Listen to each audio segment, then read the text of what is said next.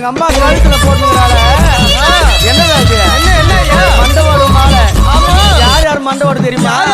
பாவம் செய்தவன், அநியாயம் செய்தவன், அக்கிரமம் செய்தவன், ஒருத்தர் அழிக்கணும்னு நினைச்சவன், போராப்பனை புடிச்சவன், அவங்களெல்லாம் மரத்து மாலையிட்டாள்.